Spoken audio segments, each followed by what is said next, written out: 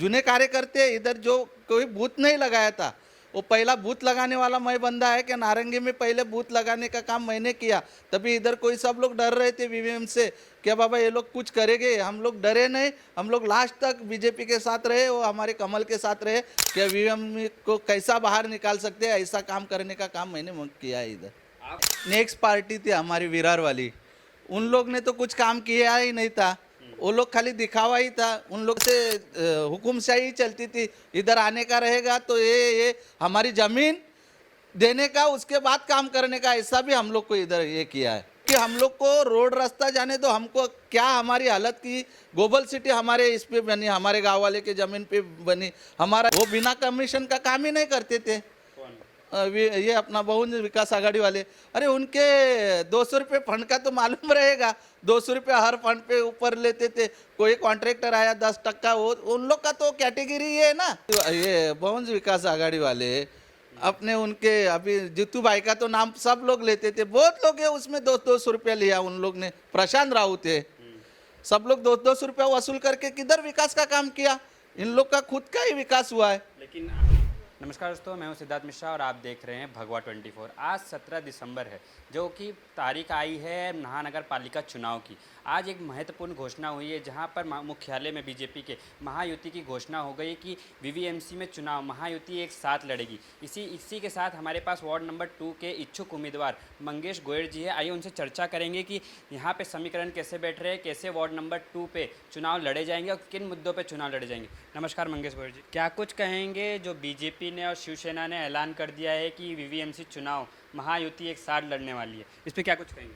नमस्कार, मैं क्या बोल रहा है, हमारी युति है ना, उस पर हम लोग ताकत से उतरेंगे। हमारा नारंगी गांव बोलो, डोंगरपाड़ा बोलो, चिकल डोंगरी बोलो, मारमलपाड़ा बोलो, ग्लोबल सिटी बोलो, गोकुल टाउनशिप बोलो, क्या तिरुपति नगर बोलो, जो भी हमारे वार्ड में 2 नंबर में आता है, उसके साथ हम उसमें हम लोग युति में लड़ने को रेडी है। और हम लोग बहुत ज़ोर से काम करेंगे। और हम लोग जूने कार्यकर्ते इधर जो कोई बूथ नहीं लगाया था, वो पहला बूथ लगाने वाला मैं बंदा है कि नारंगी में पहले बूथ लगाने का काम मैंने किया। तभी इधर कोई सब लोग डर रहे थे वीवीएम से, क्या बाबा ये लोग कुछ करेंगे। हम लोग डरे नहीं, हम लोग लास्ट तक बीजेपी के साथ रहे, वो हमारे कमल के साथ रहे, लास्ट तक कमल के साथ रहेंगे और इतिहास घड़ा के रखेंगे। ये इतना हम कह के ये कर रहे। जो आपने बोला कि बीवीए से सब डरते थे, जब आपने पहला बूथ लगाया तो क्या प्रतिक्रिया मिली बीवीए से? विवेक से पहला बूथ लगाया तभी मेरे ऊपर हानामानी भी हुई, तभी भी मैं डरा नहीं। पोट निवडणूक में मेरे पे हल्ला हुआ तो भी मैं डरा नहीं। फिर मेरे को हर इसमें मेरे को धमकी आई तो भी मैं डरा नहीं। मैं एक सोच के कि बीजेपी परिवार है हमारा और कमल के लिए हम लोग लड़ेंगे। हम लोग एक साथ लड़के एक गांव वाले को पूरा इकट्ठा किया, गांव वाले मेरे को प्रतिसाद दिया और गांव वाले ने भी मेरे को अच्छा प्रतिसाद दे के हम लोग एक साथ लड़े और एक किया कि वीवीएम को कैसा बाहर निकाल सकते हैं, ऐसा काम करने का काम मैंने किया है इधर।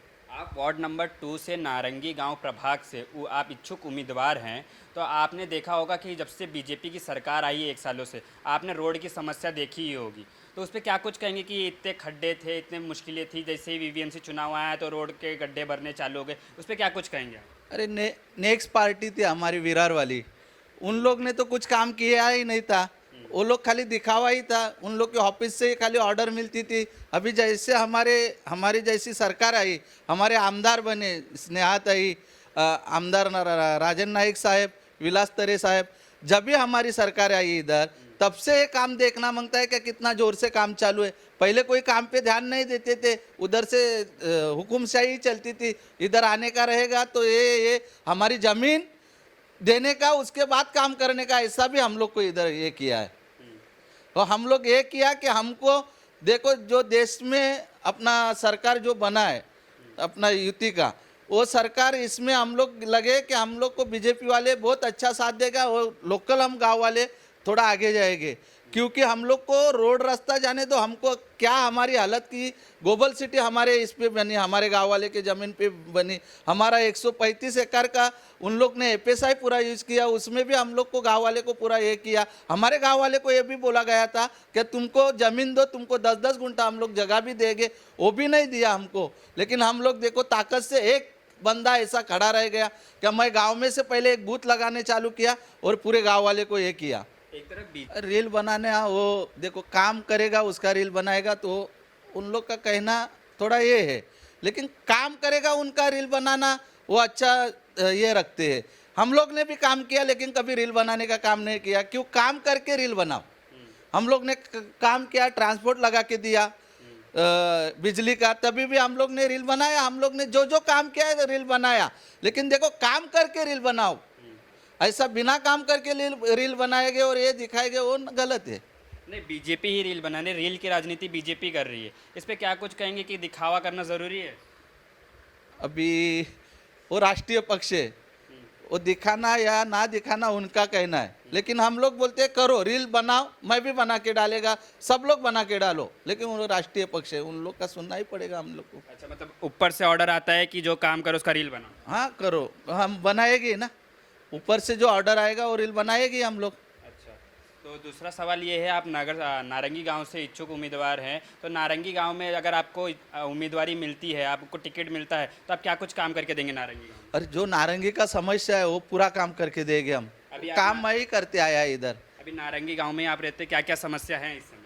अभी समस्या हमारा यही है, अपना रोड रास्ता, गटार, ये समझ, वो हमारा 135 एकड़ का ये पैसा यूज किया है। हमारा जूली बेटे अभी उधर भी सक्शन पंप चालू हुए है, उस पे हम लोग को हमारा पर्यटन नेक्स्ट कलेक्टर थे उन लोग ने बोला था, और अपने फडणवीस साहब जब भी मुख्यमंत्री थे तभी हमको बोला गया था कि अपना ये जूली बेट पर्यटक अपन घोषित करेंगे।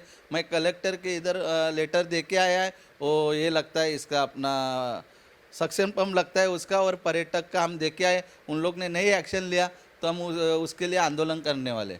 नारंगी गांव में जो फाटक है वो काफ़ी समय से, उसका जो ओवरब्रिज का काम है वो काफ़ी समय से अधूरा है और कई मौतें वहाँ होती जा रही है दिन ब दिन। इस पर क्या कुछ कहेंगे कि बीजेपी की सरकार आने के बाद भी उस पर कोई अच्छा एक्शन नहीं लिया गया? राजन नायक आए थे वहाँ पे, बोले कि जल्द से जल्द काम हो जाएगा, लेकिन अभी तक वो काम पूरा नहीं हुआ। इस पर क्या कुछ कहेंगे? वो नेक्स्ट अपने वीएमसी वाले थे, अपने ये बहुवंश विकास आघाड़ी वाले, वो टाइम पे बनने के लिए चालू हो गया था। अभी जब भी राजन नायक साहब आए तो 21 साल हो गया, उनके कहने पे तो बहुत काम चालू हो गया।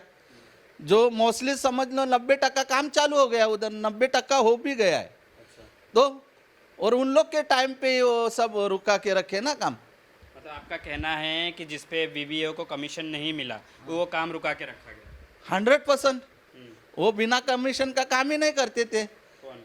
ये अपना बहुजन विकास आघाड़ी वाले, अरे उनके 200 रुपये फंड का तो मालूम रहेगा, 200 रुपये हर फंड पे ऊपर लेते थे।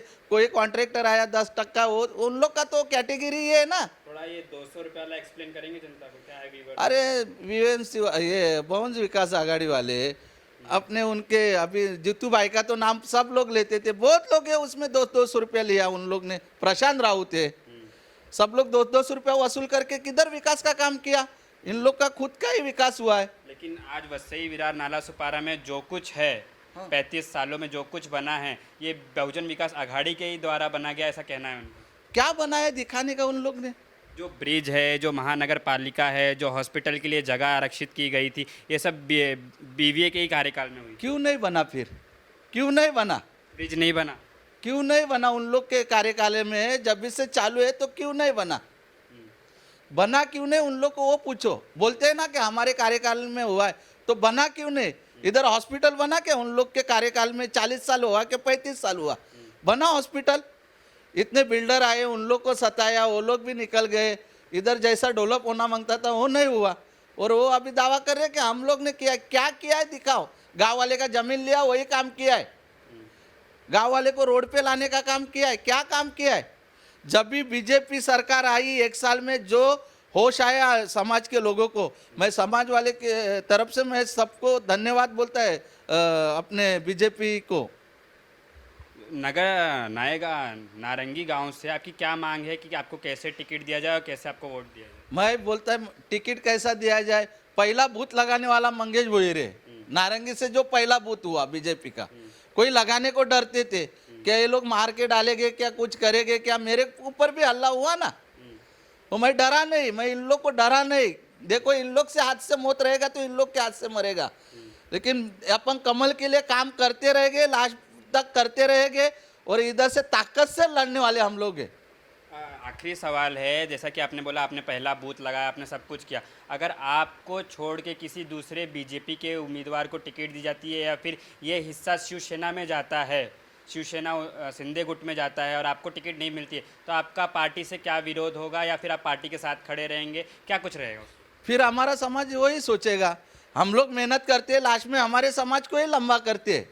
जो हमारा समाज जब भी उतरते रोड पे, तभी हमारे समाज को यही रहता है क्या लास्ट में सब काम करके लेने का, बाद में बोलने का कि बाबा तुम लोग को ये नहीं, लेकिन हमारी पार्टी हमारे लिए करेगी, ये मेरे को गारंटी है। करेगी, वो मेरे को गारंटी है कि उनका ही काम कर रहे हैं हम लोग। दिख रहा है बीजेपी वाले को, और जो बीजेपी के जो वरिष्ठ नेता है उन लोग को भी मालूम है हम लोग ने क्या काम किया है, और हम लोग कमल के लिए काम कर रहे हैं। जब भी राजन नाइक साहब जब भी खड़े थे तभी प्रचार भी नहीं किया हम लोग ने, हमारे बल पे प्रचार किया इधर, तब भी हम लोग ने इतना उनको प्लस में लाके रखा। तो हम लोग कभी ये काम करने में हम लोग कभी कमी नहीं गिरेंगे, और हम लोग कमल का ही काम करेंगे। आपका जो कहना है कि अभी राजन नायक ने यहाँ प्रचार नहीं किया, आप लोगों ने यहाँ का जो भागदौड़ थी आप लोग ने सवा, इस पे क्या कुछ कहेंगे? आपकी राजन नायक यहाँ तक नहीं पहुँचे लेकिन फिर भी आपको उन्होंने जिता, आपने उनको जिता कर दिया, इस पे क्या कुछ बताएंगे? वो कैसा है मालूम है, उनके फैमिली का हमारे पास मतलब उनके फैमिली के लोग थे हमारे साथ इधर प्रचार करने के लिए। राजन नाइक की सुन थी हमारे साथ इधर गांव में प्रचार करने के लिए। हम लोग ग्लोबल सिटी पूरा, मतलब ये पूरा चिकल डोंगरी मारम्बलपाड़ा, तो चिकल डोंगरी समझ अपना वो 133 में जाती थी, लेकिन 132 में जितना काम था हम लोग ने किया। लेकिन अपना राजन नाइक की सुन थी, वो बहुत अच्छा प्रतिसाद दिया हम लोग को। हमारे गांव वाले बोल रहे कि वो कभी आ रही है गांव में, हम बोले आने वाली है, कि उसने अच्छा प्रतिसाद दिया हमारे गांव वाले के लिए।